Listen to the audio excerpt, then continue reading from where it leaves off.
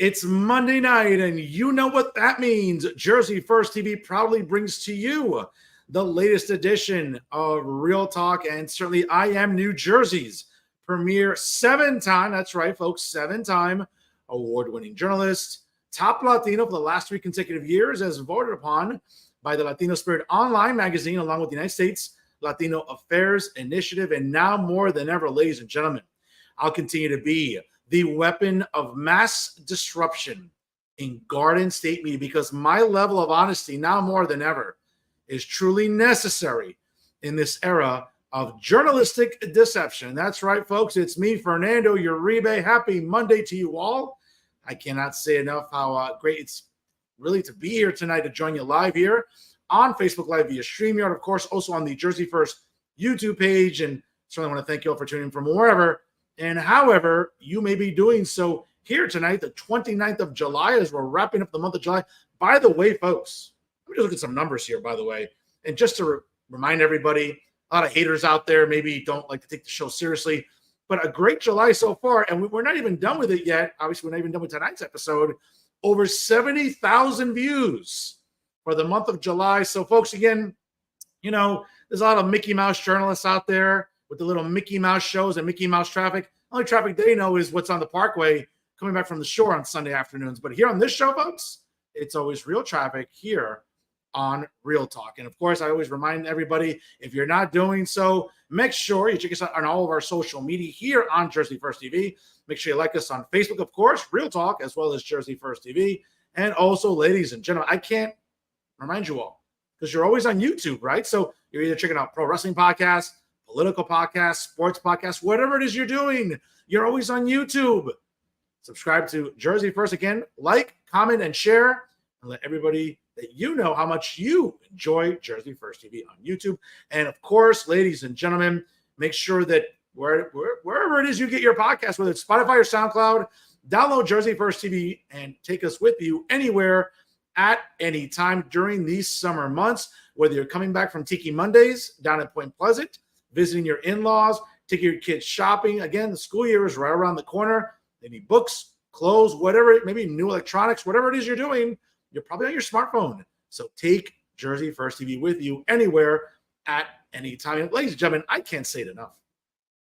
What a privilege it is to be a member of the dream team of Garden State Media. That's right, folks. It's always Jersey First TV, educating and advocating for the residents of New Jersey each and every week here.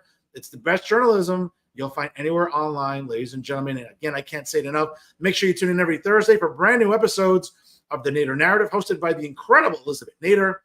Brand new episodes by AJ Melillo and Steve Rimbolo as they host Bridging the Gap every Thursday. Of course, check it out online. And of course, every Monday night here, check your local listings. Of course, you can check out the latest live episode of Real Talk with Fernando Uribe right here on Jersey First TV. Folks, you want to stick around. It's going to be a jam-packed final thoughts tonight, because I have a lot to say really about the disservice the establishment media does to you every single week here in the state of New Jersey. Folks, take your pick. Whether it's Tommy Boy, Tom Moran, whether it's Uncle Dave, David Cruz, if he's ever working, right? Or Chucky, you know, as you all know, Charles Style with the Bergen Record, of course. All the clowns at Insider NJ, like Little JJ, Jay Lassiter, Sleepy Al, who at 6:05, he's way past his bedtime already. Or, of course, even Maxie Boy, Max Pizarro, of course, Little Terry, Terrence McDonald, even Matt Freeman with his insufferable nonsense that he gives. Folks, you know, these clowns are always doing you a disservice every week. It's my privilege to bring it to your attention and make sure that, you know what, don't follow these idiots because they don't know any better. I certainly do. And, of course, folks, when we talk about useful idiots in New Jersey media, hey, you can always rely on Maxie. That's right. Good old cowboy there, Maxie Pizarro. I'm going to cover the latest abomination of journalism that he calls a column later on during Final Thoughts. You definitely want to stick around for Maxie, because, folks, just when you think Max Pizarro can't get any more useless, he never ceases to amaze me. And his latest column is living proof of that. And also, folks, the second half of tonight's Final Thoughts, you know, I'm going to give it to you straight here, folks. Okay? I'm going to tell you the 411 about a guy who calls himself a journalist, and he's not. He's a propagandist. He's an insufferable provocateur. And quite frankly, he's a character assassin. And that's the guy posing as a journalist. And that's a guy that somehow gets, I don't know, encouraged and somehow supported by local mayors in Hudson County when he's doing an immense disservice to all of us in harassing Union City Mayor and State Senator Brian Stack. Folks, I'm going to give you the truth about Leonard Flapowski and something he's not going to want to hear. But more so, folks, I'm going to also tell you why it's so important to support credible and honest officials like Union City Mayor Brian Stack, who's also our state senator here in the 33rd Legislative District, a guy who eats, sleeps, and breathes for the residents of the 33rd District, and of course, here in the city of Union City, a public official who's been harassed, who's been vilified, and quite frankly, has been demeaned by not just Leonard Flapowski, but all his little minions on social media. And it turns out even some public officials are taking some jabs at Brian Stack unnecessarily. I'm going to tell you the truth about those public officials. I'm going to tell you the absolute truth about why Brian Stack is the best there is, the best there was, and the best there ever will be when it comes to being a transparent and an accessible public official. Folks, you want to stick around for final thoughts. You don't want to miss out on that. Now, folks, it is an election season. Of course, I like to talk about what's going on, obviously, in national politics as well as statewide politics, but we also have local and county politics, and this year is no exception, folks. We got county commissioner races all over the state. We got mayoral races, right? Obviously, we have the presidential election at the top of the ticket, a Senate race that's very interesting. Obviously, all the House seats in New Jersey are up for grabs. But as I mentioned before, county commissioner seats are also up for grabs, whether it's here in North Jersey or all the way down in South Jersey. Very interesting race, to say the very least, folks, is all the way down in Burlington County. And my guest tonight, he's running for a county commissioner seat in Burlington County, folks.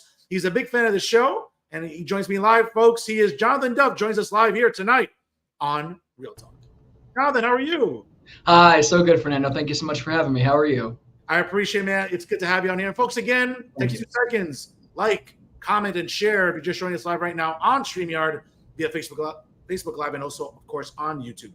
Now, Jonathan, again, folks, and if you're not familiar, certainly make sure that you are checking out, if you're interested in donating, and also, of course, volunteering for the campaign. You can check out, obviously, on their Facebook page. You can check out Paulson and Duff for Burlington County Commissioner, and, of course, also on the website, burlcogop.com.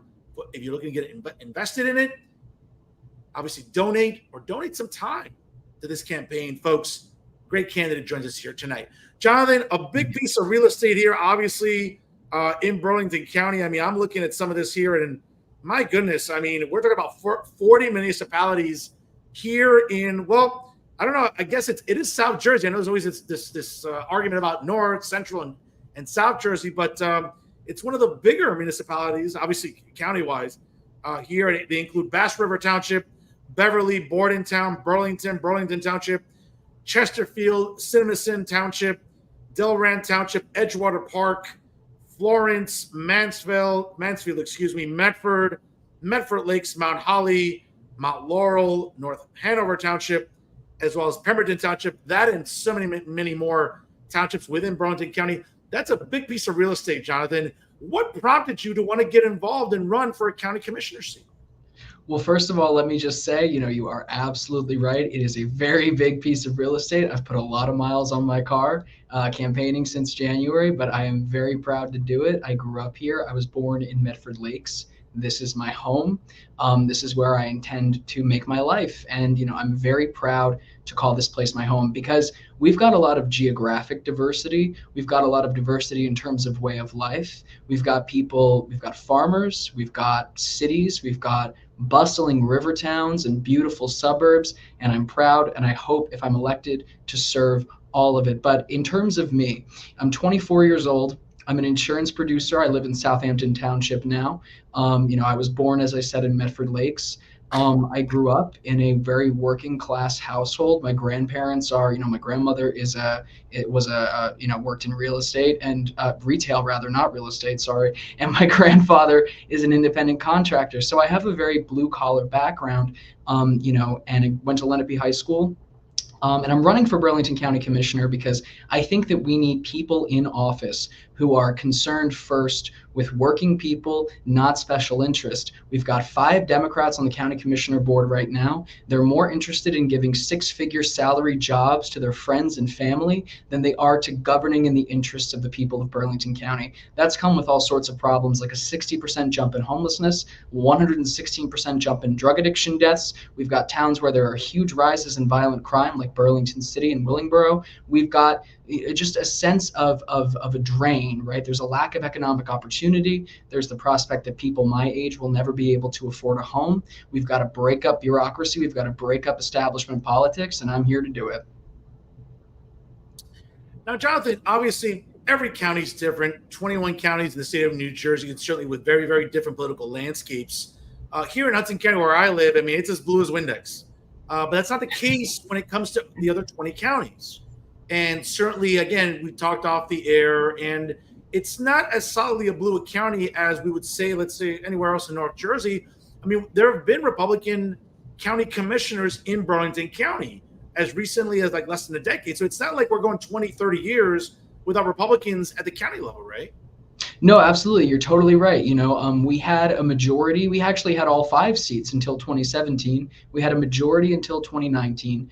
And we've seen over the past 5 years, or really 7 years of Democrat majority and 5 years of one-party Democrat rule, what the current establishment has done to this county. As I said, we've got rising homelessness, addiction, deaths of despair, inequality. We actually are one of the most economically unequal counties in the state, which of course is one of the most unequal states in the country. So you can really see there's a disappearance of the middle class in New Jersey, but it's even more pronounced in Burlington County. There's a disappearance of opportunity for people my age and younger. So, we've seen what Democrat rule has done in Burlington County. It is only composite D+8. So it takes a lot of work to win here. But I really think that right now the wind is at our back. We have all of the momentum. We have the right message, and we're going to do what's right for working people.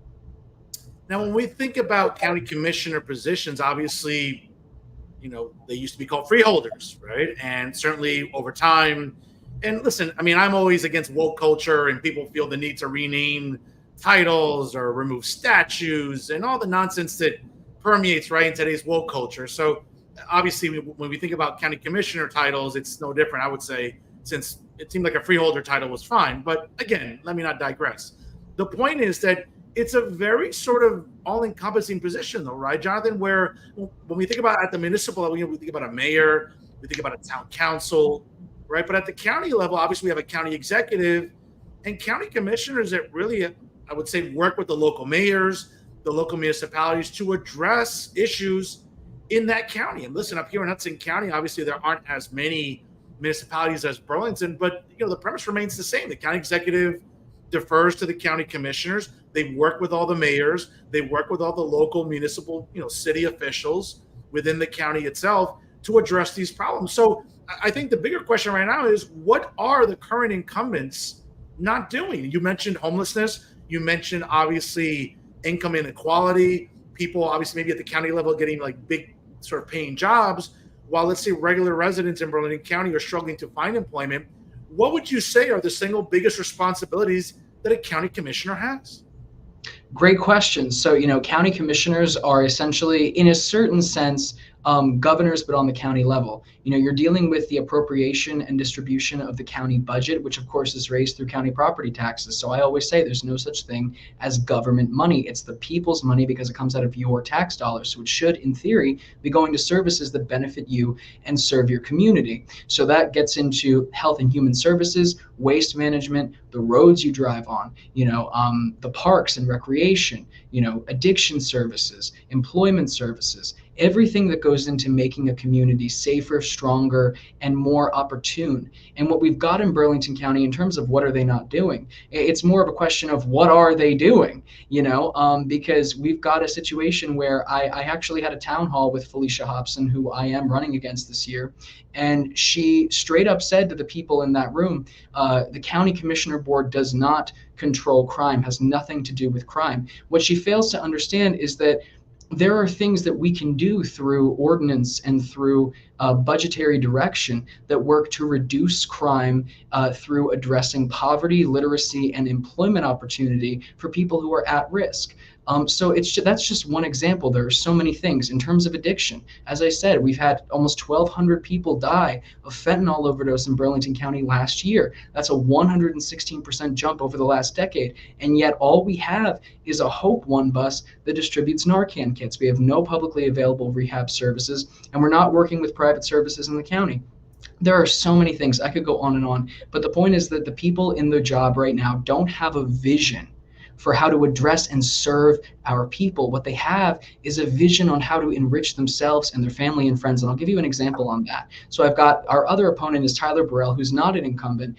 He's president of the BCIT board. Now, this is a guy who's 27. He's got no education qualifications, no administrative qualifications, and yet he sits on the board of BCIT. Now, why would that be other than to serve his interests, to push him up through the system? So you see, they use these bureaucratic roles not in terms of who can best do the position, who can best fulfill the work and best serve the people through in the capacity of that role, but rather, how can I put someone in that position that benefits me or benefits my party?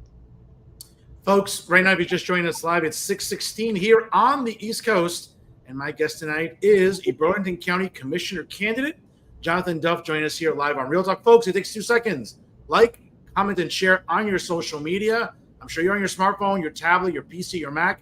It takes 2 seconds, folks. Show your support for excellent journalism here with Real Talk via Jersey First TV. Jonathan, when we think about the current landscape in Burlington, again, every county's different. Up here where I live in Hudson County, well, I would say all 21 counties probably suffer from this, but development, and in some cases overdevelopment, are suffocating residents. In some cases, pricing out lifelong residents of a county and forcing them to sort of relocate down south. Obviously, we're seeing a mass migration out of New Jersey. Certainly, the highest property taxes in the country, thanks to the emperor, right, and the Democrat leadership in Trenton, right, the Senate president, the Assembly Speaker. Certainly, those individuals have never met a tax that they don't love. Or a budget that they don't want to get, see increased. But the bottom line is we're seeing a massive migration of residents leaving the state, not just where I live in Hudson County, but everywhere. They're moving down to Delaware, the Carolinas, to the great state of Texas, the great state of Florida, right? All states that, coincidentally, obviously, all led by Republican governors, but that's a conversation for another day. The point is that, is Burlington County also experiencing the same inequity when it comes to housing and overdevelopment? Because again, up here in Hudson County, I walk 2 blocks, bro. I see Manhattan. So it's a prime area to live in, and developers will look at every square inch possible. If they can develop, they will. Is that the same problem in Burlington County? You are hitting the nail on the head. So I was actually last week, I was in Pemberton Township at their town council meeting. Now we've got, as I said, we've got a very diverse array of people from all walks of life in Burlington County. One of the most cherished, and something very close to my heart because I grew up in the Pinelands, are our rural communities and our farming communities. So we've got a lot of farmers in Burlington County, but they are targeted in many cases by these companies that want to develop on the land. And look, I think that we need to have sustainable development. I think we need to have fair development, and I think we need to grow the economy. But when you've got a township voting on an ordinance to build 13 warehouses in a township all at once, we've got hundreds of people in that room. They all speak, they all say they don't want it, and then they vote for it anyway. You're not representing that community. Right. So there are certain areas that want to remain local. They want to remain rural. They want to have the character of a farm community. They want to produce our food, and I think that we should maintain that for those communities. So what I'm offering to the people on this is we have a county planning board, right? All counties have a planning board. The county planning board is responsible for working with the municipalities on zoning projects, on zoning reform, and on development projects. So it's not as if they have veto power, but you do have a role. You do have a say. in the sort of in the process that goes in. There's a 5-year master plan. So I want to work with our townships. I want to work with people to make sure that we're having sustainable development and fair development. One of the things that I think we need to do is increase our supply of starter homes available for sale, not rent. Because there's another thing, there's this dark underbelly, right? There's this undercurrent playing on all across the country where there is a large amount of dark money funded corporations. Blackstone is one example. Hedge fund managers are another example, where people are coming in, they're buying up the homes at 50 or 80% above market price, and then they're turning those into homes for rent. That's dispossessing my generation of the American dream. Yeah. It's turning us into serfs in a neo-feudal economic system. I think we need to work with developers to prioritize human buyers and to stop the flow of dark money into our housing market, because this is about what kind of country we inherit, right? This is about whether capitalism and freedom are going to endure, or if they're going to be replaced with corporatism and bureaucracy. I couldn't say it any better, bro. I mean, that's a big concern. I hear from residents all the time that email me, text me, DM me, say, hey, man, whenever you get county commissioner candidates on, municipal candidates on, like, talk about these issues. I just had the Mayor Parsippany on a couple of weeks ago, as well as his Republican challenger coming up in next year's mayoral election in June of 2025. And it's no different. I mean, that's up in Morris County, one of the more affluent counties in the state, you would say, and they're experiencing the same problems, right? It's impossible to live in New York, right? You got to move out into New Jersey. There was a point when you live into Hudson County, Bergen County. That's not the case. You got to move out west or move south. And even at one point, moving south was seen as like, oh, it's a relief from the north. No, it's not. You live in Cumberland County, Burlington County, it doesn't matter. You're seeing residents getting priced out.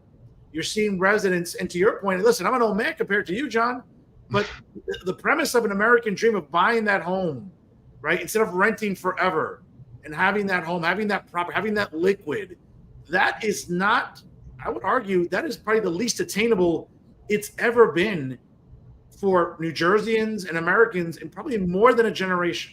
Oh, yeah. Oh, yeah. No, I would say even in over a century. Actually, I'd even go back to the beginning, because this is something where the middle class was built in the latter half of the 20th century. Over the course of the last 30 and 40 years, we've had very overarching bad economic policy that's resulted in a situation where multinational corporations are allowed to have their way with the American people. And look, again, this is not capitalism that we're talking about. We're Republicans, right? We support capitalism, we support freedom, we support enterprise. But when you've got these people who don't care what kind of country this becomes, who don't care what kind of communities we live in, as long as they get richer, that's not capitalism. So I think that we need to really get serious about this issue and about this situation. I think we need to start looking at the economy as a means to restore the middle class, to restore opportunity, to build from the bottom up, right? That's not putting more in the hands of a few, which is exactly what the Democrats are doing all across this country. Jonathan, let me ask you this. Again, New Jersey has the highest property taxes on average of anywhere in the country. We're talking about a little over, I think, $9,400. Where I live in Hudson County, I mean, my mayor and state senator does a great job in keeping property taxes pretty stable and pretty reasonable, considering, again, I walk 2 blocks, you're looking at Manhattan, right? So you're paying for the location, as they say. But, I go a little bit north of me, near the George Washington Bridge into Bergen County, we're seeing townships with 13, 14, 15, as high as $20,000. We go into central Jersey a little bit, into parts of Union County, $24,000, $25,000. What are you seeing in Burlington County? Again, it's 40 municipalities, all very different, of course. What are you seeing as some of the more astronomical property tax rates? Yeah, so Burlington County, the current commissioners, they love to parade this point around that we have, on average, the lowest property taxes in the state, and that they have imposed the lowest county level property taxes in the state. What they fail to mention is that we're already one of the most overtaxed states in the country, and one of the most unequal states in the country. So, it's sort of like we're drowning you a little bit less than like someone in Bergen County, right? So shut up and don't complain. But really what happens when you parade around this idea is you're missing out on the fact that so much of the money that we do raise in property tax is going into the cost of administration and the cost of the government, which again, the cost of administration in real terms is the salaries and the benefits for these six-figure bureaucrats. We have a certain state lawmaker who heads the county health department who's taking home a six-figure paycheck in that job. He shows up once a month, and then he's also a state lawmaker, so he's double dipping into our tax dollars. That's not a fair use of that money. So I think that we should put more money back in the hands of working people, and I don't think we need to raise taxes to do it. I think we just need more efficient services and to cut the fat out of our government.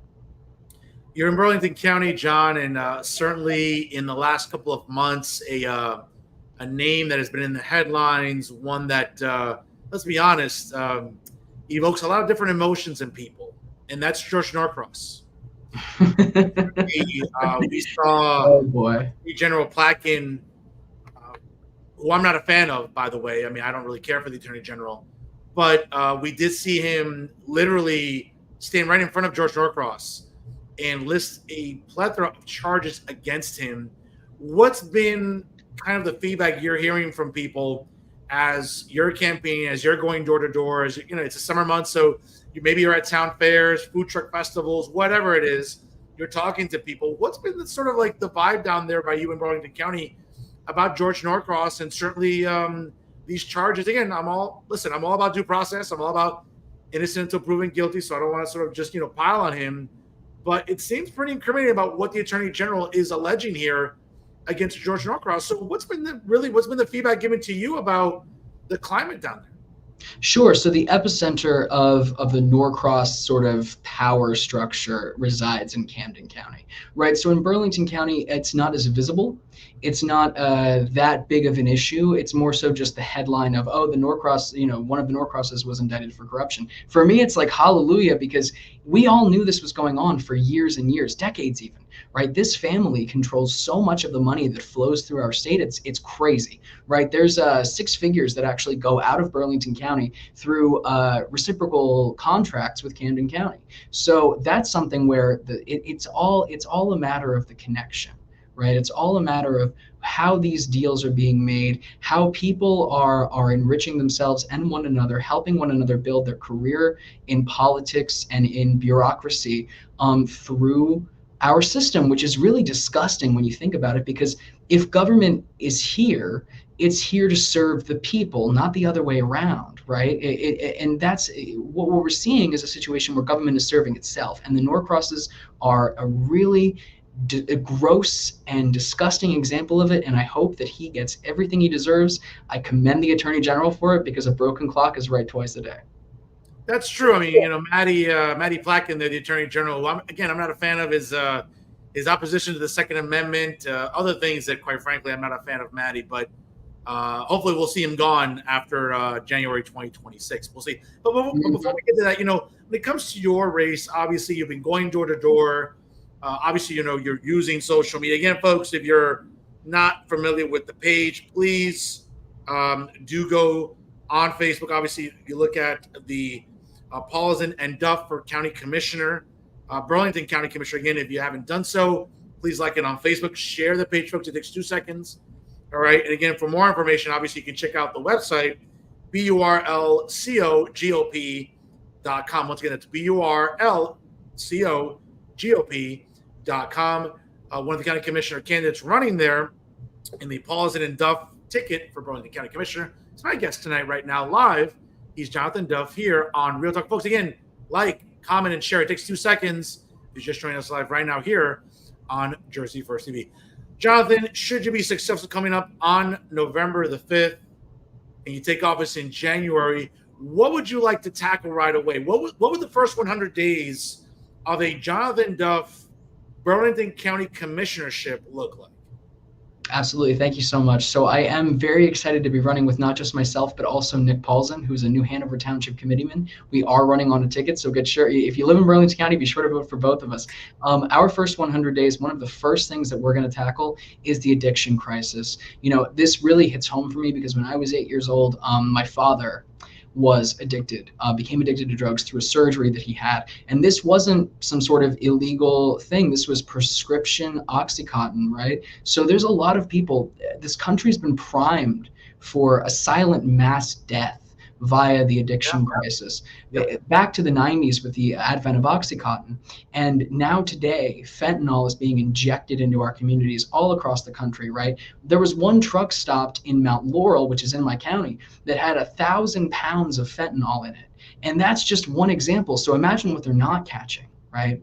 But this is something that goes so deep. It ties into the way the culture is working. It ties into the sense of dispossession among young people. It ties into the generational despair and the lack of economic opportunity that we're seeing. So I think that we need a massive injection of economic hope and opportunity in Burlington County. I intend to revolutionize our small business grants.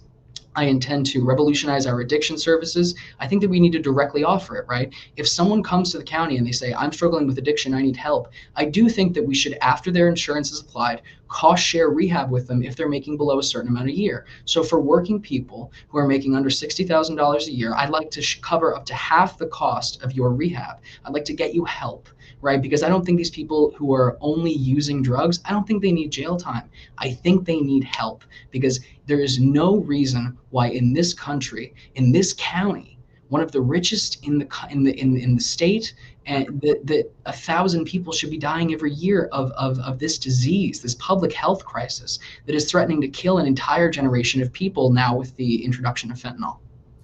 That's absolutely just scary. I mean, you're telling me that a truck was stopped with 1,000 pounds of fentanyl. I mean, you're absolutely right. What are they not catching on the roads? Exactly. And it's absolutely, I mean, it's mind-boggling to think that, the ease of traffickers and everything else that goes into bringing this into our communities. And we know what fentanyl is doing. To your point again, and again, my heart goes out to you and your family, obviously, the opioid crisis, and we all know what Oxycontin was. We've seen plenty of documentaries. Obviously, there was a great docuseries on Netflix earlier in the year documenting the family that was responsible for creating Oxycontin. And a lot of those true stories were full blown right there for people. It breaks your heart to see those incidents happen to people recovering from surgery, pain management, in a time when, for years people were being vilified for medicinal marijuana. Obviously, what was going on, doctors and all of these these big pharma were getting people addicted. We're getting tens and thousands of Americans addicted to Oxycontin, and it's downright scary. So again, my thoughts and prayers to your family, obviously, during that difficult time. Yeah. May I just throw in? So my father is actually 14 years. He would kill me if I didn't say it. He's 14 years clean and sober. He's rebuilt himself from the ground up. I am so proud of him for how he has remade himself. He's remained part of my life. I love him so much. Dad, if you're watching, I love you. But I know that there are so many people all across this country and all across Burlington County who have had to bury a parent or a friend or a sibling or a loved one to this disease, and it's got to stop. It's really got to stop. Shout out to your dad. Bravo, brother. Bravo. And stay healthy and sober, as they say. Another issue, again, as someone who's really, I'm fixated on education, working in the education sector, obviously in addition to journalism, one of the things I've always bragged about to people, friends of mine, classmates that live out of state, is the community college system in New Jersey. Up here where I live in Hudson County, one of the best, if not the best community college in the state in Hudson. We have nearby Bergen County, Essex County. What can you tell us about what county commissioners are or are not doing to help improve, for example, Burlington County College? Great question. So, this goes into our public education system is so important to me, because we've got not just RCBC, which is now BCC rebranded as RCBC, which is our public community college, but it has to do with BCIT, which is our publicly available secondary vocational and trade education program. So that's thousands of students who are going into high school level programs, not traditional education, but to learn a skill, and then to get into the labor market at the age of 18 with that certification. And they become welders, they become electricians, they become HVAC, they become cosmetologists, they become veterinary technicians. It's such a beautiful thing what has been done, and that was actually established by the Republicans, but what has been done is such a beautiful thing. And And the way that the academic metrics have been in decline, the way that the program has been in decline at BCIT is a travesty, right? We've actually had to close a special services district in Lumberton because of the lack of funding. BCC or RCBC is another example, right? The county in real terms has declined in terms of the amount of money they're putting into RCBC, which has resulted in tuition increases. It's resulted in the closure of certain majors. It's resulted in the laying off of certain staff and a degradation in the standard of contracts for those employees working at RCBC. So I think we really need, again, we need to get serious about our spending priorities. We should be investing in education. We should be investing in our children and in our future. So to that end, if I am elected, if we are elected, I'm going to add to the number of vocations that are offered at BCIT. We're going to increase the funding for RCBC in real terms. We're going to get better contracts for those public employees, and we're going to look into building an additional campus in Pemberton Township. John, when we think about this election cycle, obviously we know the main event, obviously coming up on November the 5th, is the top of the ballot, right? The 45th president is challenging, well, now the incumbent vice president. We all know that Joe Biden decided to step down. Obviously, I mean, that's an acknowledgement that Trump beat him. I mean, it's as simple as that. Trump was going to beat him, and he didn't want to take that. He didn't want to take that L. So why not serve up Kamala Harris in the election? Obviously, I don't go by all these polls. The 45th president and his great running mate, the junior senator from Ohio, J.D. Vance, obviously, I think it's a great ticket. It's a compelling ticket. It's going to help a lot of Republicans down the ballot in a lot of states. Do you feel, as you've been campaigning during this cycle, right, during this summer, obviously into the fall, that people will come up to you and say, hey, listen, Republicans got the wind to their back. Joe Biden was immensely unpopular. Kamala Harris was immensely unpopular. Their policies are unpopular. Democrats aren't exactly running to go cheer for Joe Biden, obviously, right? And they're not running to go cheer for Kamala Harris. Do you feel a sense of enthusiasm for people you're talking to? Because you're running as Republicans, maybe not in a solidly blue county, but in an area that, again, maybe Democrats outnumber registered Republicans. What's been the feedback for people that you've been talking to during this campaign season? Great question. So, again, this is an area that used to be Republican, even though we were out-registered by about 20 or 30,000. And then we had an era of Democratic majority. We had an era of one-party Democrat rule. I'm going all over the county, right? I'm going to blue areas. I'm going to red areas. I want to talk to everybody, right? I want to serve all of our communities. So I'm going into Democrat wards and districts, and what I'm seeing is a lot of people who are dissatisfied with the way things have been going in the county and the country. So you've got a lot of people who are considering voting Republican up and down the ballot who never did before, right? And I think that speaks to the realignment of the Republican Party. You've got working class people of all backgrounds, working class Black voters, working class Latino voters, younger voters, a lot of younger voters who are moving toward the Republican Party because the way things have been working, not just during the Biden administration, but over the last 20 years has failed, absolutely failed the working people of this country. It's destroyed the middle class. And I think people are just tired of it, just plain tired of it. The same old nonsense that doesn't actually do anything for them. I think you're going to see a lot of surprising results on November 5th across the country. And I'm very proud to be doing that work right here in Burlington County and talking to these people. Jonathan, obviously at the national level, we're seeing sort of still a culture war, right? All the woke warriors seem to be gravitating around the Democrat Party and all the woke nonsense that really, that's what surrounds them at the national level, right? And at the local level, maybe statewide, we'll see what it does in the Senate race. We'll see what it does with some House races. But again, at a county commissioner election level, are you seeing the residents come up to you and be like, the incumbent Democrats at the county commissioner level in Burlington County, they're all woke. They subscribe to these ridiculous progressive policies. They care more about pronouns than property taxes. They're all about sort of acquiescing to the woke agenda. Do you see that in Burlington County when you talk to residents, again, as you're going door to door, as you're hitting these summer festivals? Well, I must say, I think that a lot of the concerns at the local and county level have been in terms of the economy, right? And in terms of education opportunities existing in the first place. I totally take your point. I think that schools should be teaching the foundations of learning, not indoctrination for our kids. But in terms of the county commissioners, they've done a very good job at hiding themselves, hiding their faces, lowering the visibility of their office so that people don't see what they're doing with our tax dollars, with our future, playing games with our children's future. So in terms of, Felicia Hobson is woke, I don't get a lot of that just because a lot of people don't know who Felicia Hobson is. She's done a very good job at concealing herself, and she really ought to, because her record is a disaster. Wow. All right. Now, are you interested in debating? Again, you and Mr. Paulson obviously running as a ticket together. Are you interested in debating your Democrat challengers, hopefully as the fall begins? Absolutely. I am very interested in it. I have had talks with a few different media organizations who are considering hosting a debate, inviting us to it. I challenge them to a debate.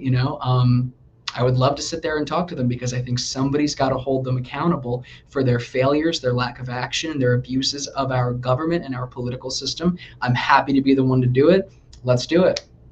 Well, listen, again, as someone who's moderated various debates and town halls, I'm interested in doing that as well. I'll certainly be in touch with you off the air, certainly after tonight's episode, Jonathan, and I'll certainly be in touch with your Democrat opponents. And, listen, again, there's no better forum, I would say, than Jersey First TV to host a debate like this, especially in a county where, listen, this is a county commissioner race that's on the radar of people.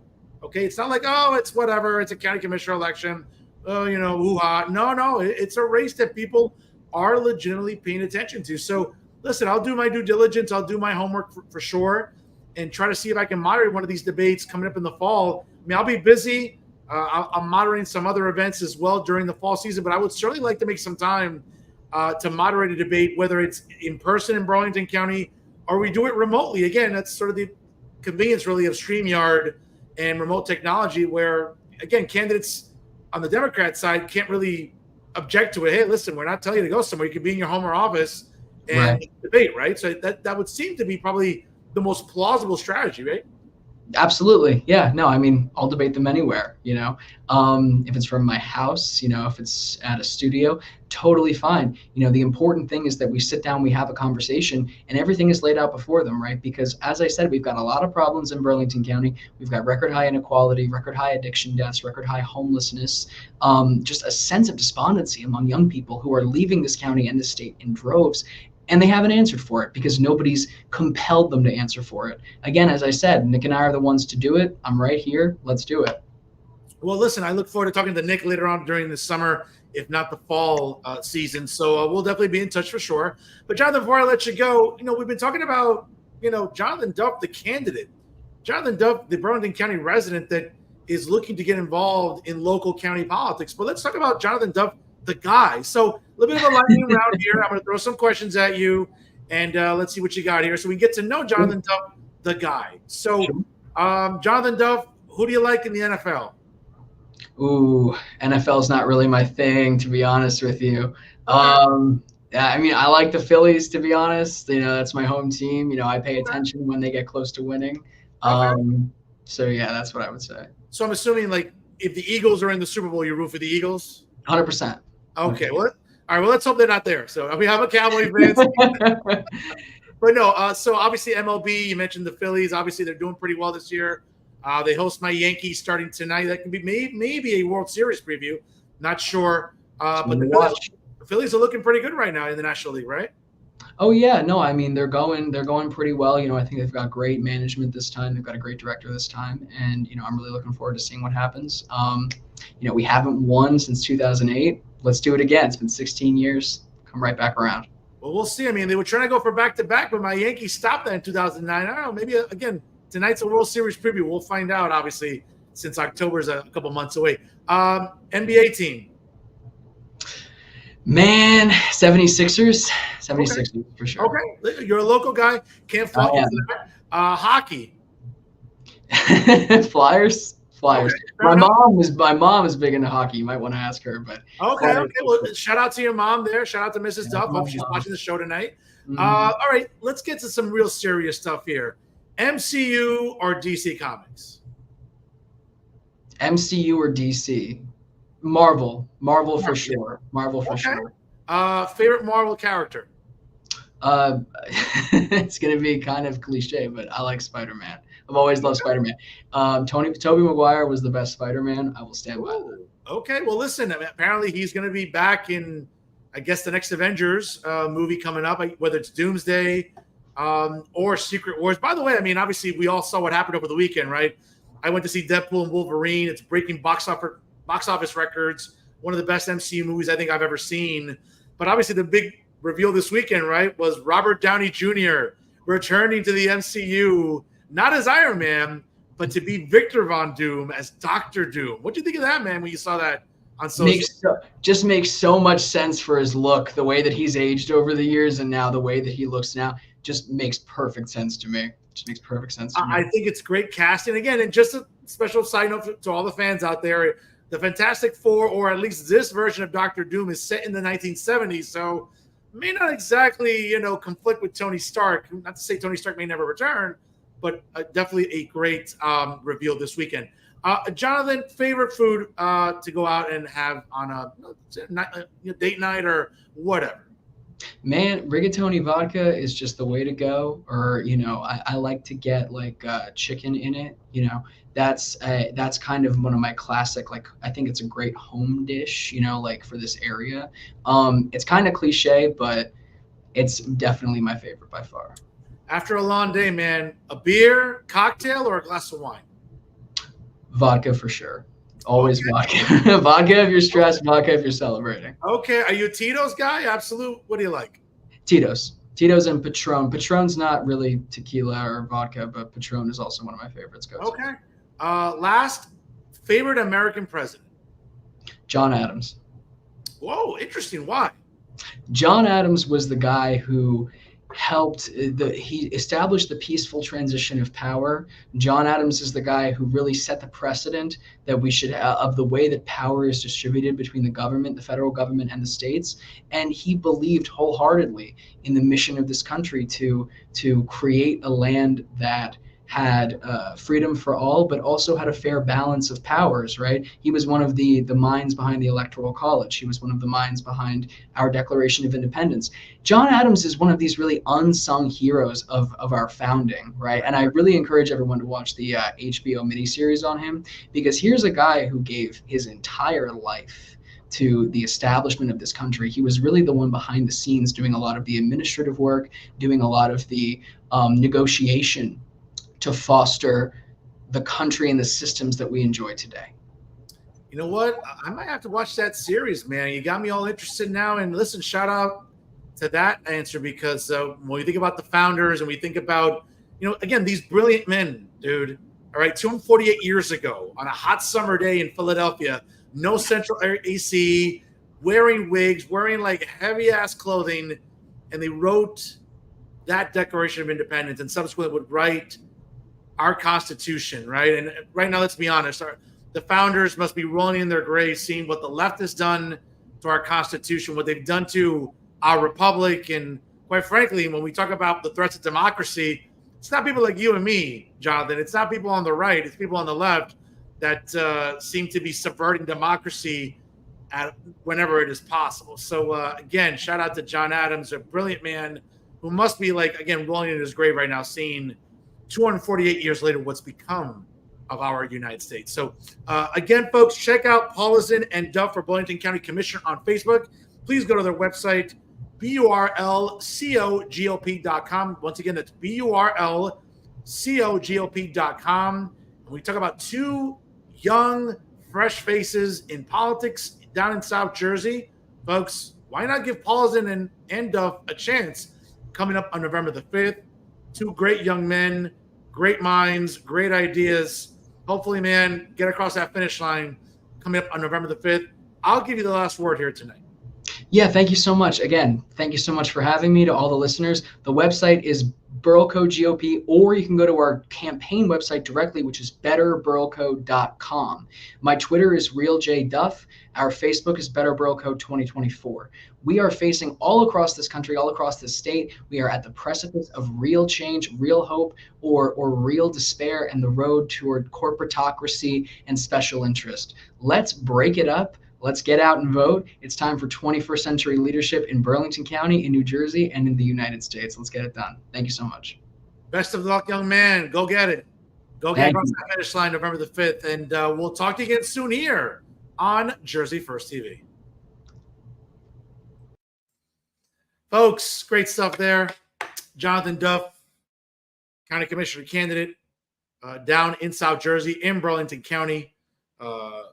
Folks, you know, just when you think Generation Z is clueless and hopeless and just going down a bad path, folks, you look at someone like Jonathan and his running mate Nick Paulson, and you know, your faith is restored coming up here for November the 5th. So you know, they understand they have a big task ahead of them, like any challenger is. But folks, definitely a race you want to keep an eye out for down in Burlington County. Certainly a race I think you want to keep an eye out for, because quite frankly, we think about elections and they have consequences. They do, coming up on November the 5th. Folks, don't go anywhere, because you know what it's time for. Yes, it's time for Final Thoughts. And yes, ladies and gentlemen, a jam-packed Final Thoughts here tonight, because quite frankly, I say it all the time. Okay? I'm your hero in Garden State media. Because as we all know, the Lollipop Guild of Journalism, the establishment media in New Jersey, all they do is lie to you. And they virtue signal and pander and are just blatantly dishonest. And there's always a lot to choose from. But this week, folks, I had to go and single out Maxi Pizarro. Folks, what an embarrassing. I mean, the idea that this guy, you know, procreated and has a child is alarming in itself. But the point is that we look at someone like Max Pizarro, and we know that Max Pizarro exhibits Trump derangement syndrome maybe better than anybody in New Jersey. And that's saying a lot, because he has some clowns that work with him at Insider NJ, right? Little JJ, Jay Lassiter, right? We got Sleepy Alan Steinberg, who it's 6 feet. Yeah, it's way past Sleepy Al's bedtime. Or Bob Hanley, or a lot of the other guest contributors that they have at Insider NJ. Okay. But folks, at the end of last week, if you needed a reason to laugh, right, or a reminder why the establishment media continues to be blatantly dishonest to you on a daily basis, look no further than this endorsement from Maxi Pizarro, right? Folks, I'm going to try not to laugh here. Okay? Because when you read this column, and again, if you need a cure for insomnia, always remember, you can rely on Max Pizarro, because he puts me to sleep when I read his columns that supposedly are trying to pass for journalism. Folks, I don't know what the Graham family's thinking. Okay? And I'm not trying to be mean to Mike and Ryan Graham. They're nice guys. They're good guys. Okay? When I worked for them at Insider NJ, they're good, decent human beings. I can't really fault them. But their judgment sucks by continuing to employ garbage like Max Pizarro, Jay Lassiter, Bob Henley, Alan Steinberg, under the supervision of their general manager, Pete O'Neill, who, as we speak, is probably, whoring himself out journalistically, trying to get more advertising dollars from either local union or God knows what else. But Max Pizarro decided to write this column, okay? And get ready to laugh, okay? Maxie writes, committed to the rule of law and equality and justice for all, Insider NJ proudly endorses Kamala Harris for the office of President of the United States. Like many other Americans this week, we have watched the Vice President courageously, Jesus Christ, Max, and vigorously step forward to serve the country following President Joe Biden's decision not to seek re-election. Okay? We are inspired by oh God, Max. We are inspired by the presence of this American leader at a critical time. A former U.S. Senator and former Attorney General of California, right? Who we all know how she got her start in politics, let's be honest, folks. Okay. A 29-year-old Kamala Harris getting involved with a 60-year-old married man, the mayor of San Francisco, Willie Brown. And coincidentally, what a surprise, her political career just skyrocketed from there. Right? And most of it to this historic campaign cause. In her own words, before I was elected as vice president, before I was elected as United States Senator, I was elected Attorney General, as I mentioned, to California, where she was able to, as you all remember, incarcerate a record amount of black men in the state of California for marijuana possessions, right? Which Max fails to tell you because, again, that would require Max to be honest. We all know Max isn't honest. Right? Before that, I was a courtroom prosecutor. In those roles, I took on perpetrators of all kinds. Yes, that's right. Men of color that you were happy to put behind bars. Kamala. Okay. Now, this was really funny. Predators who abused women, fraudsters who ripped off consumers, cheaters who broke the rules for their own game. So hear me when I say that I know Donald Trump's type. In this campaign, I will proudly put my record against his. What record, Kamala? Right? Because just a couple months ago, you went on record saying that Bionomics is working. No, it's not. Americans are still suffocating from inflation, record high fuel prices, record high grocery prices, interest rates that are suffocating Americans from buying homes or trying to get out of credit card debt. What exactly on a record are you running against, Kamala? Right? So, of course, Max in his delusional state goes, that is a great argument. And we trust in the vice president's preparation, stamina, intelligence, experience, and justice focus to continue to make and close the case on November the 5th, election day. Republicans show terrible judgment in accepting a convicted felon and rapist, which again, does he not have the right to appeal, Max? And where was he a rapist? Really? Okay. As their party's nominee for the presidency, an individual who told the crowd of his supporters on January the 6th, again, there's Max again with his January 6th fixation. Okay. It's not like Max was there on January 6th. I mean, Max doesn't even leave his house. That's how lazy this buffoon is. But more on that later. Quote, if you don't fight like hell, you're not going to have a country anymore. Moments later, those people marched to the U.S. Capitol, stormed the building, and attempted to prevent Vice President Mike Pence from certifying Joe Biden's lawful victory over Trump. Again, to Max, Alan Steinberg, to Jay Lasseter, to Bob Hennelly, to the rest of the Lollipop Guild of New Jersey media. Right? Even here at the local level, right? We got Ron Zentlinger in the Jersey Journal. These idiots, the useful idiots, as I refer to them. What insurrection are we talking about here? Were any residents armed? How exactly were unarmed residents and protesters going to take over a Capitol building? Explain it to me, Max. Please explain it to me. Explain it to me like I have no understanding about what insurrections are because I've read about them in history books. Again, as an educator who's taught history, unlike you, I've taught history. That wasn't an insurrection. It just wasn't. And I know that's a painful thing to hear for people on the left, but that's the truth. Okay? It was basically a glorified guided tour where you saw Capitol police officers escorting protesters throughout the hallways. Now, was it wrong for people to storm the Capitol and break federal property? Of course it was. No one's saying otherwise. I'm not saying that. Of course it was wrong to storm the Capitol building. But does anyone think that unarmed protesters were going to take over the Capitol building? Only someone as delusional as Max Pizarro would think that. Okay? But let's continue with this garbage column. Okay? So it's up to us, fellow Americans, to support Kamala Harris and peacefully and lawfully reject Trump in the general election. We trust in the course of legal justice for a man who incited a mob to short-circuit his former vice president's dutiful certification of a national election. Okay? For her part, Harris stands poised to make history, again, as the first woman president. Well, how'd that work out 8 years ago? Right? Supposedly the most qualified woman ever to run for the presidency, which we all know Hillary Clinton was not. If you ask Max Pizarro, of course he was, because, Max Pizarro's delusional. Right? What an exciting and exhilarating prospect. She has served honorably as our beloved nation's vice president. What exactly has she done honorably, Max? Wasn't she put in charge of the border, right? As the borders are, as much as big tech and the liberal mainstream media want to erase that from our history books, folks, there's something called screenshots and the internet, and you can't, erase that completely. But we're seeing 11 million illegals crossing the border.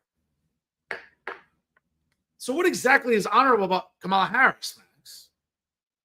Right?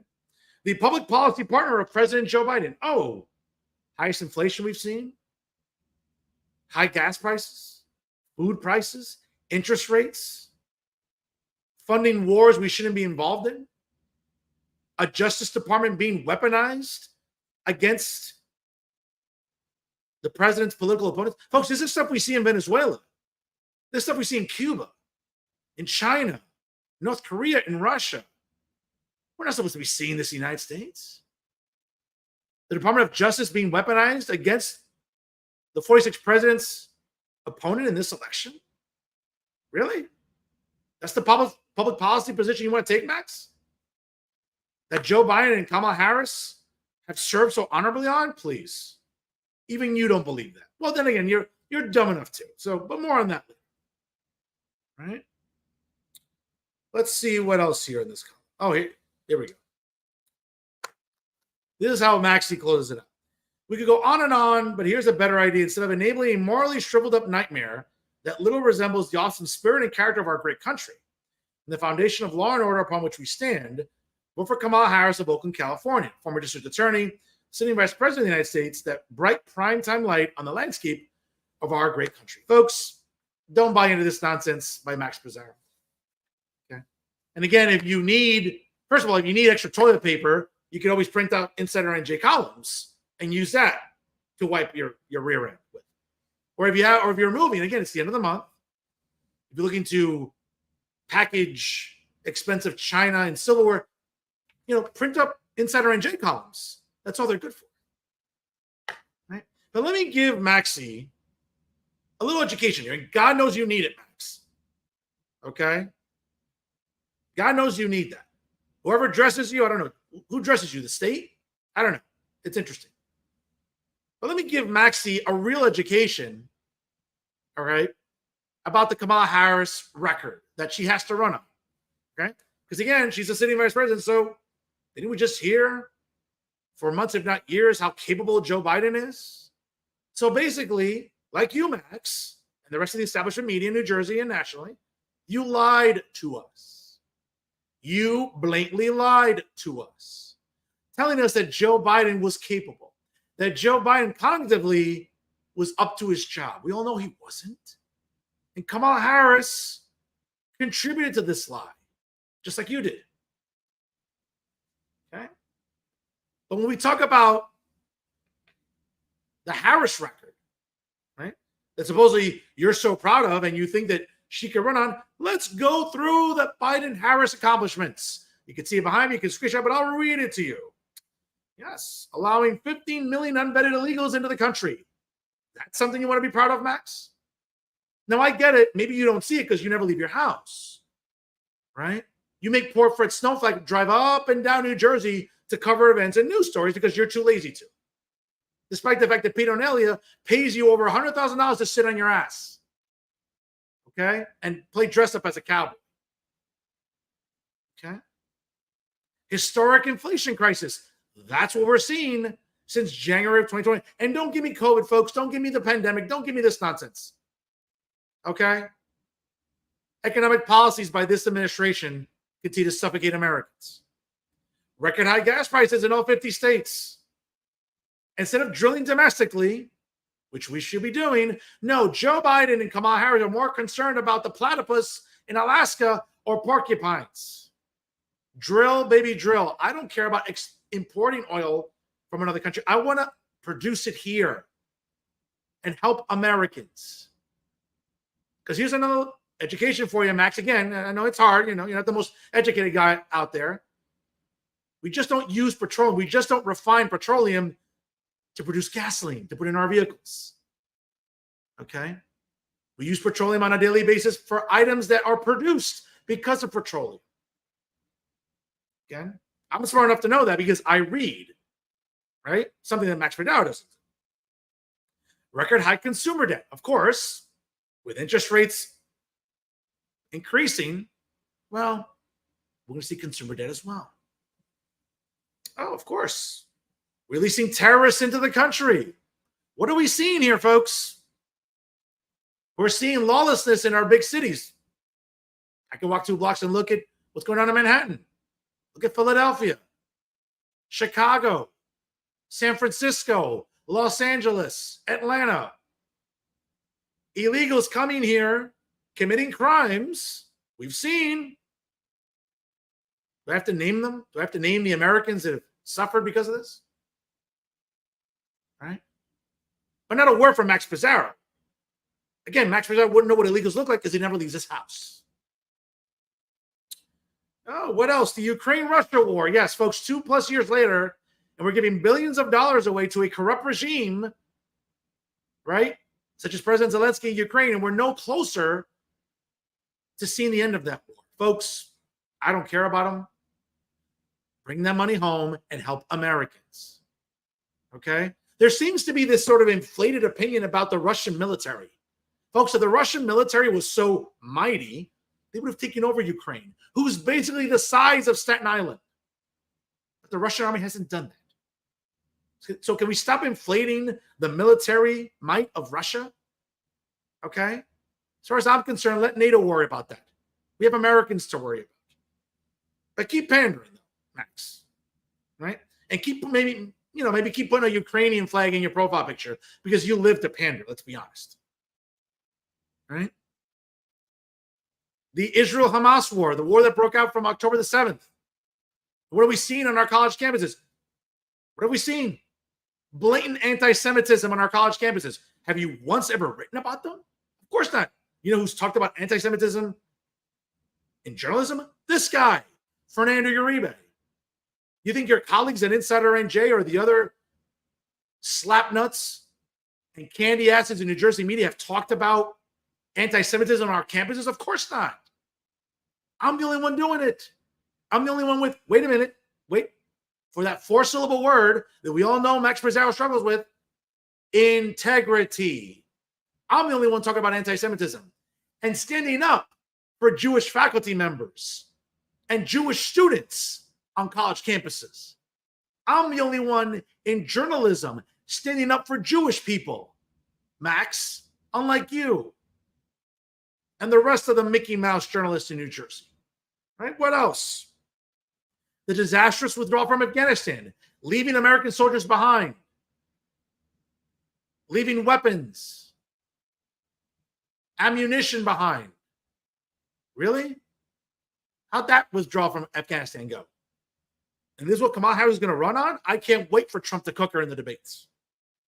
Oh, what else? Tried to jail political rival in the name of democracy. Yes, weaponizing the Department of Justice against your political opponents. And now, isn't it funny? People like Max Pizarro and Jay Lassiter and Alan Steinberg and Tom Moran and Charles Stile and Matt Friedman and David Cruz and Terrence McDonald all talk about the threats to democracy. First of all, I don't know when you clowns took high school civics, but we're a republic. Just to remind you guys. Okay? Whether you're smoking weed all day or, I don't know, you're just lackadaisical, we are a constitutional republic, not a democracy. But the threat to democracy aren't Republicans. It's Democrats in Washington who somehow knew Joe Biden was going to lose to Donald Trump. So instead of electing Kamala Harris, who, again, hasn't won a single delegate going back to 2020, have now selected her to be the nominee. That's really? You want to talk about Republicans and conservatives being a threat to democracy? It's not us, folks. Okay? It's people like Joe Biden and Kamala Harris. Oh, what else? Since you mentioned Kamala Harris has to run on a record, Max, well, she's been lying to you.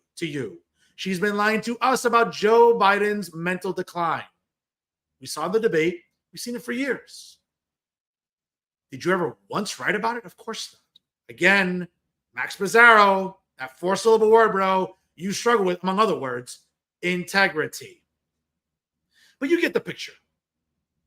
Okay? But you get the picture about Max Pizarro.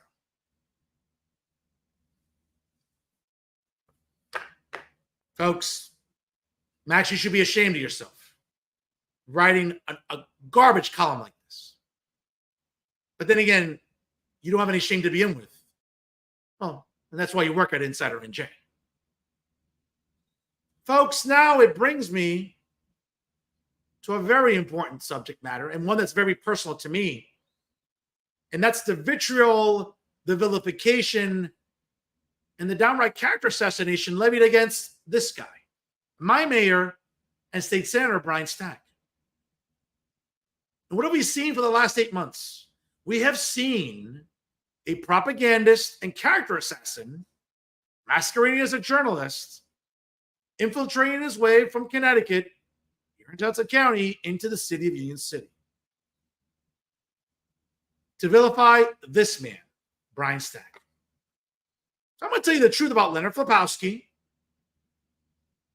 and his minions that enable him. Okay? Now, I talked about it months ago, but it bears repeating. It's the same clowns online, right?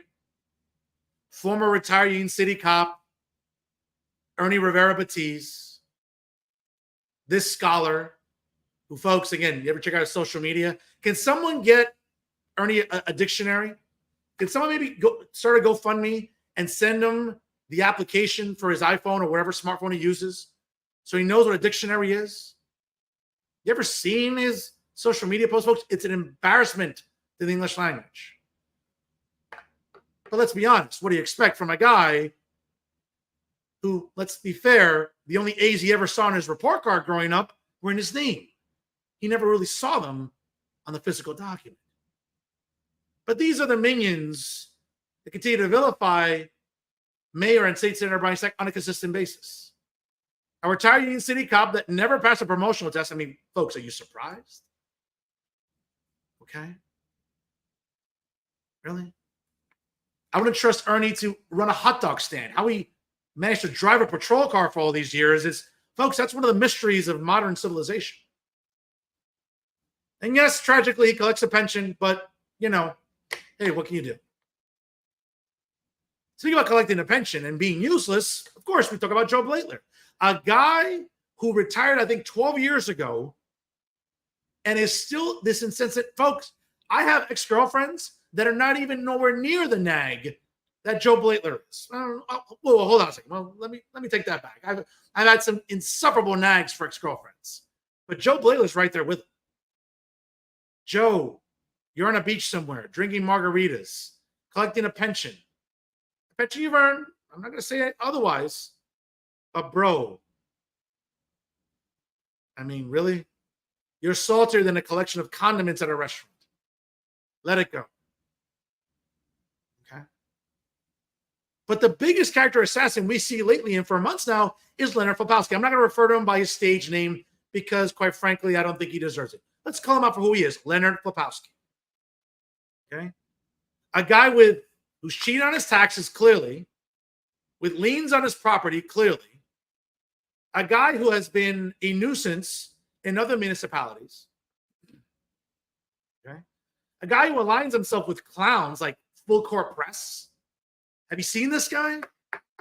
Full Court Press. It's kind of interesting. I couldn't imagine this guy running up and down a basketball court without, like, I don't know, suffering from oxygen deprivation. Okay?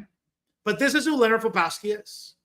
And now his latest attempt to be a nuisance is out in really for full view. Okay?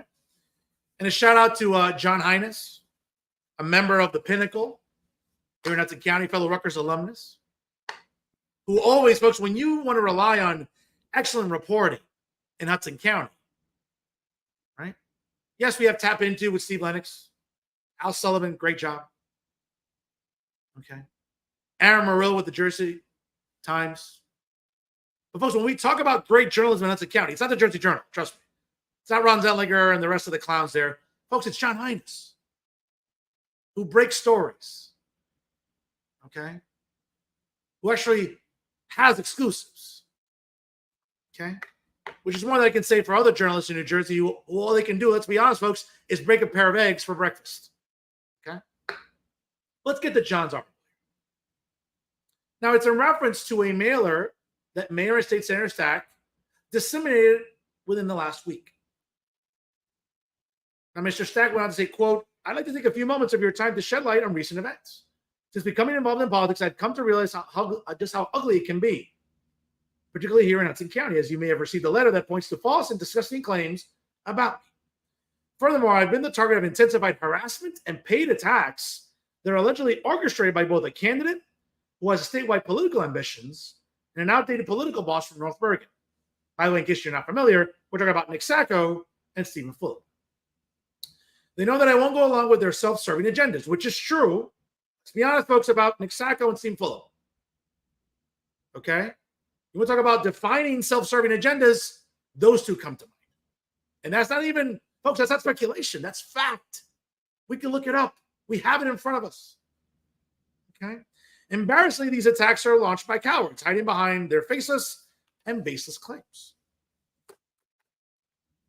Now, State Senator Stack has accused North Bergen Mayor Nick Sacco, a longtime political rival, of paying Filipowski to harass him, which he has denied. Now, the person running statewide he is referencing is less clear, though Filipowski posted on Facebook that he attended an event for Republican gubernatorial candidate Bill Spadia. Folks, I can tell you, I know Bill Spadia. That's not who he's talking about. Okay. Now, coincidentally, Stack has endorsed U.S. Representative Josh Gottheimer out of the 5th Congressional District, an expected Democrat candidate for governor who has not yet declared, part of a fracture among Hudson County Democrats with Jerry Stephen Fulop, who's already running for governor. Now, here we go. Now, here's a quote from Stephen Fulop. "First, I've never met or spoken to Leroy Truth. It's always been clear that Brian is driven by paranoia, and recent actions, like sending out this letter, make it appear that he may be suffering from a more significant mental illness. We hope he gets the help he needs, both for his sake and for his constituents." Sacco also put the blame on Stack for, quote, "creating chaos and division in Hudson County," again, reiterating he has nothing to do with Filipowski.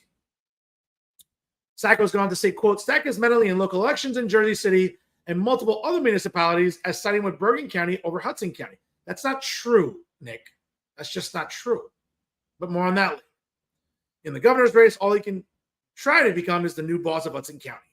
Says the guy or the guys, Stephen Fulop and Nick Sacco, who are desperate to remain political bosses in Hudson County, which I think the level of hypocrisy is great here.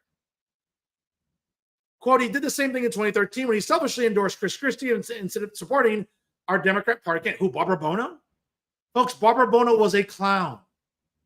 Barbara Bono was as awful a candidate as you would ever hear about in New Jersey electoral politics.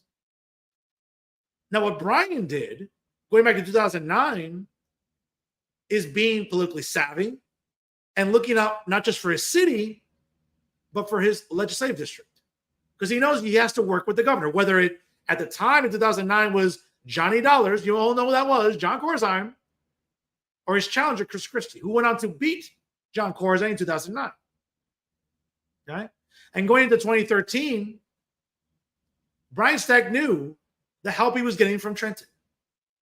New schools, resources to help the 33rd Legislative District, which again, that's his job, to go to Trenton, to represent you, to get resources back to the 33rd Legislative District. That's what Brian Stack does, and he's been doing.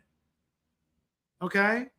But Nick Sacco would rather put partisan politics and party ahead of what's better for his district. While Union City has seen a plethora of new schools. What new schools have we seen in North Bergen, Nick? Okay? As a property owner in North Bergen, what do I see? Streets with potholes, whether it's Tunnelly Avenue, whether it's Patterson Plank Road, whether it's the streets from Kennedy Boulevard down to Tunnelly Avenue. Folks, check your alignment, because driving through North Bergen is pretty much an adventure. Okay? But you know who's brought back resources to Union City and the 30th Legislative District? Brian Stack. You're seeing streets paved. Okay? You're seeing more opportunities for parking. Okay?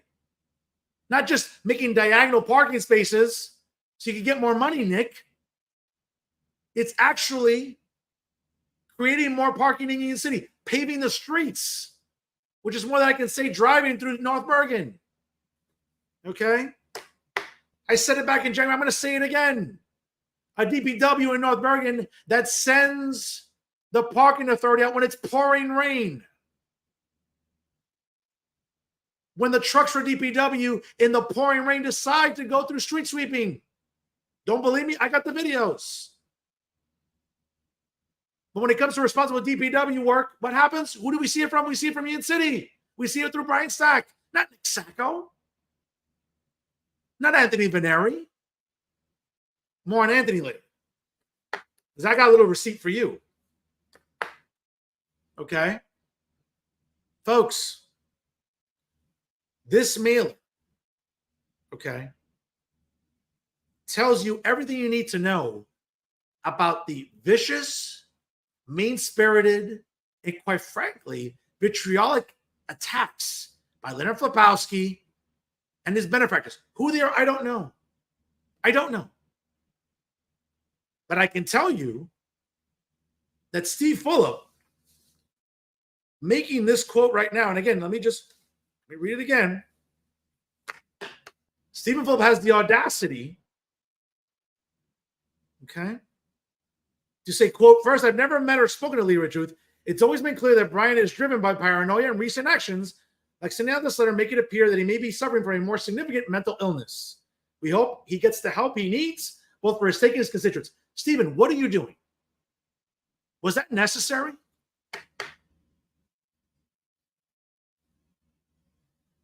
Okay. Was that necessary? Because when I look at my notes here, okay, and I see Stephen Fulop taking shots at people, right? Okay. Why don't you worry about having blatant anti-Semites? Let me just get the name here real quick. Like Sadat Jaffer. Folks, have you checked out her Twitter? I can't anymore because she blocked me after I called her out. Steve, why don't you worry about blatant anti-Semites being on your policy team and calling her out for her stupidity? And you're Jewish, by the way, so it's even more blasphemous that you're Jewish and you have an anti-Semite on your team like Sadat Jaffer, a despicable former assemblywoman. That's what she is. So do me a favor, stop throwing stones and taking shots at people when you have despicable humans like Sadat Jaffer working in your campaign. Have a little awareness, Stephen. You're a big boy now. Okay?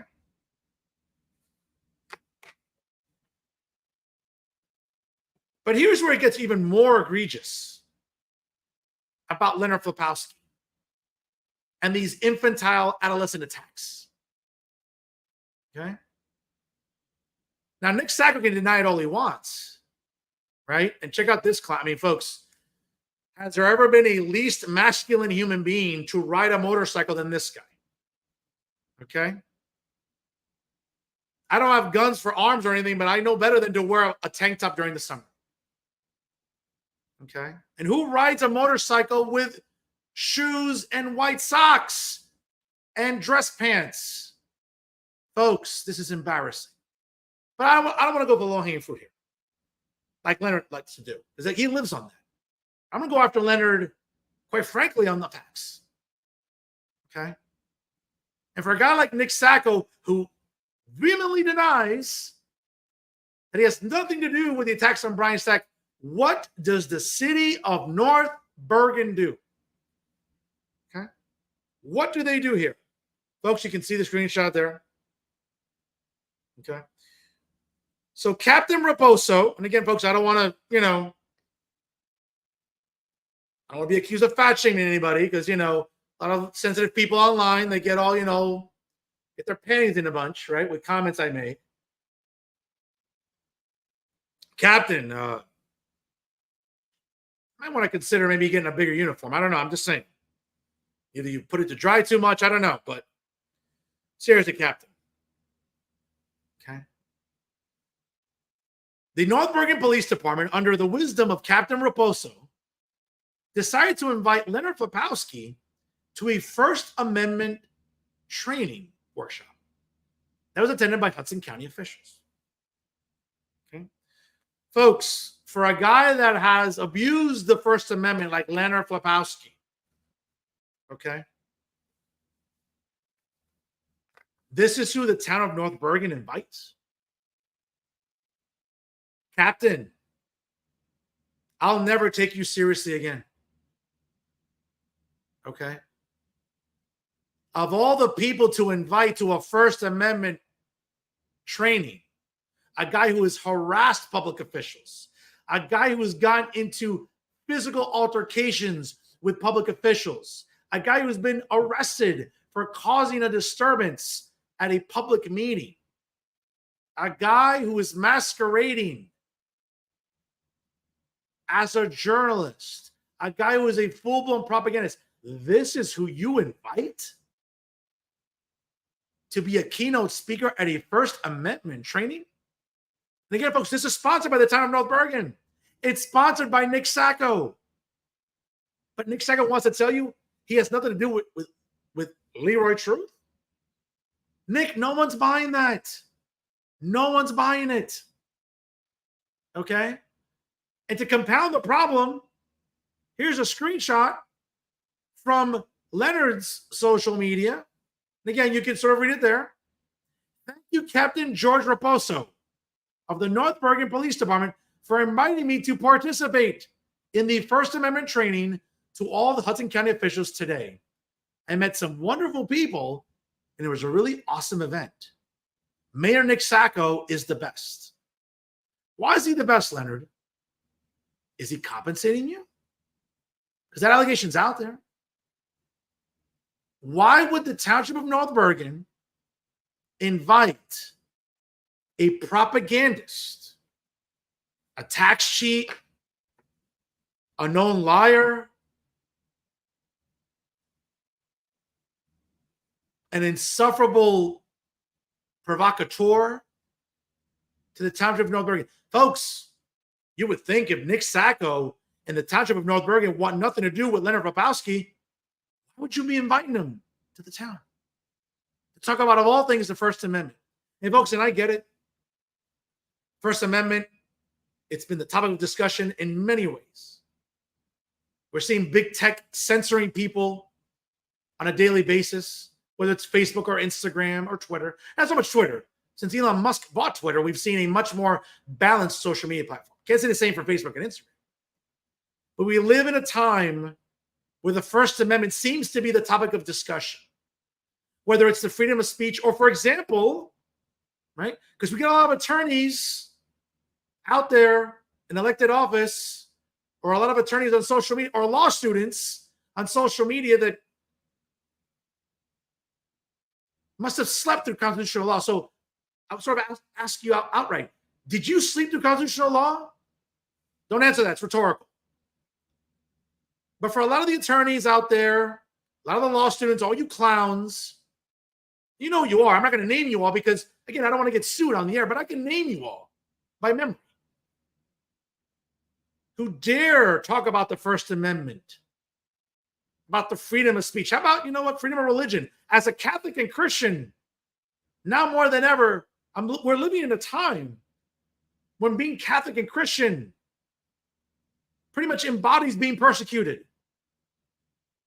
Whereas a Catholic and Christian, we have to be subjected to ridiculous things on our television screens on a daily basis. Don't believe me? Check out the opening ceremony of the Summer Olympics last Friday on NBC. Okay? And regardless of whatever you think was being depicted, we all know it's jabs at Christianity and Catholics and Christians. That's okay. Because Christians and Catholics like me, we can't speak out about anything that offend us or that doesn't sit well with us because we can't, you know. If we do, you know what happens, right? Oh, we're a blank phobe or a blankist, right? That's what comes with being Catholic and Christian today, right? All under the guise of the First Amendment. But back to the First Amendment. And of all the people, Nick, Anthony Veneri, and the rest of the leadership in North Bergen, to allow Leonard Flapowski to be within the borders of your township, to speak at an event. And shame on you, Captain Raposo. You should be ashamed of yourself. Okay? You should be ashamed of yourself. I have zero respect for you.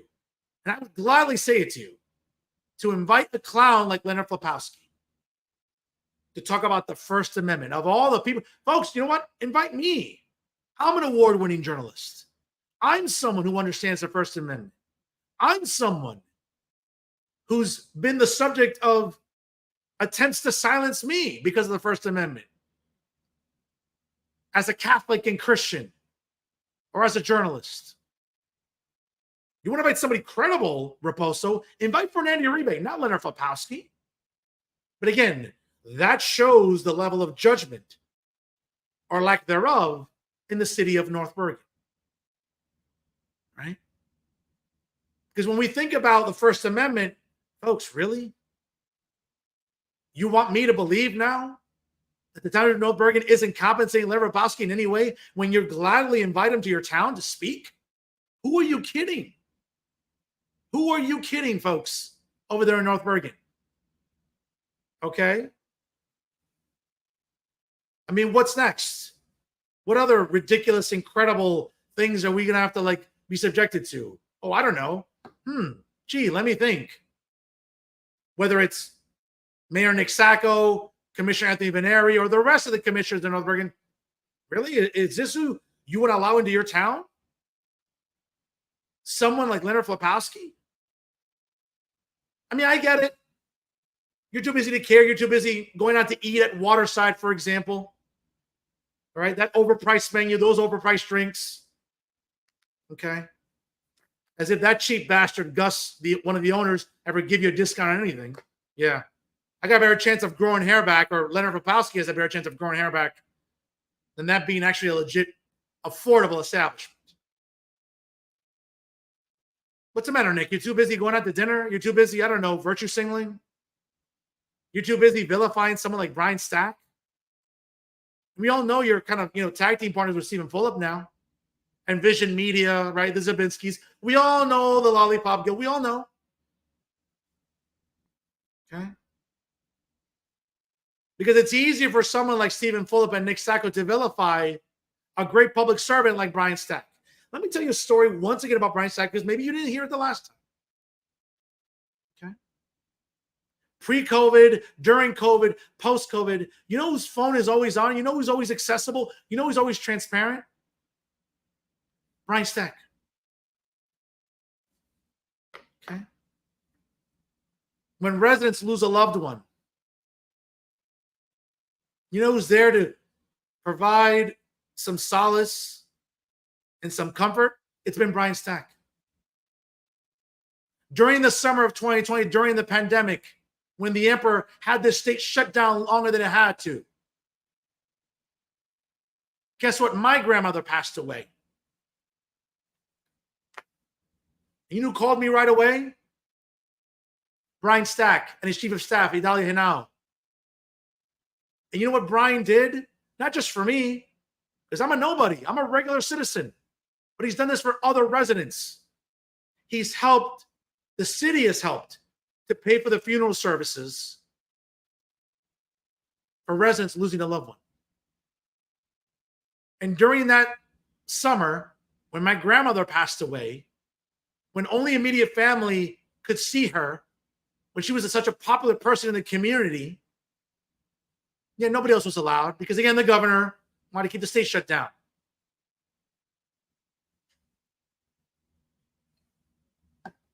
You know who was staying up for residents? You know who was helping to pay for funeral services? Brian Stack in the city of Union City and all the hardworking people at 3715 Palisade Avenue. You think anybody in North Bergen? You think Nick Sacco? You think Anthony Veneri? He'll take your money. Don't worry about it. You want to go to the Veneri Funeral Home, he'll take your money right away. That's not a problem from a good old Tony. But you think the township of North Bergen is helping residents with their funeral costs? Of course not. Because that's not what they do. They can't even pave streets. They're more interested in issuing tickets on during a rainy thunderstorm where the parking authority wants to make sure, hey, they got to get their money for the parking authority during a rainstorm, than worry about residents. I know people in North Bergen who lost loved ones during the pandemic and since the pandemic. Does Nick Sacco, Anthony Veneri, and the administration of North Bergen, do they lift a finger to help these residents pay for their funeral costs? Oh, listen, the Veneri Funeral Home, it's open for business. Don't you worry. We got the corpses there. Don't worry about it. We'll take your money. No problem. Do they go out of their way to help residents the way Brian Stack has? Spoiler alert, no, they don't. So whether it's helping residents when they lose a loved one, whether it's helping residents get back on their feet, whether it's helping residents address parking situations, whether it's helping residents make sure that the streets are paved, that we're opening new schools. By the way, you know who's leading the way since the pandemic with the least learning loss, not just in Hudson County, but in the state? Yeah, Union City Schools. Under whose leadership? Yes. Under the great Mrs. Sylvia Abato, the superintendent of schools in the city, and the leadership of Brian Stack. Anybody mention North Bergen schools? Of course not. But Nick Sacco, Anthony Veneri, and all the little minions that support North Bergen will tell you otherwise. Folks, those aren't facts. And when we hear about death threats, when we hear about vitriol, when we hear about mean-spirited character assassinations, what the hell is the FBI waiting for? I mean, I know the FBI is pretty useless. We've seen it, right? In the way they investigate certain people. So I'm not surprised that the FBI is useless. What are we waiting for? Something bad to happen? See, folks, that's the problem. That's where inept federal agencies like the Secret Service and the FBI won't do anything until something bad happens. Why do we need to wait for that? Get off your asses and get to the bottom of all these death threats levied against Mayor and State Senator Brian Stack, because he doesn't deserve it. Because if there's anyone that's transparent and accessible in New Jersey government, forget about municipally, forget about county, we're talking about statewide. And for someone like Stephen Fulop to levy accusations like mental illness against Brian Stack is pretty rich, Stephen. When you have someone like Sadaf Jaffer, a blatant anti-Semite, maybe not on the payroll, but on your policy team as you're running for governor. Folks, here's a spoiler alert.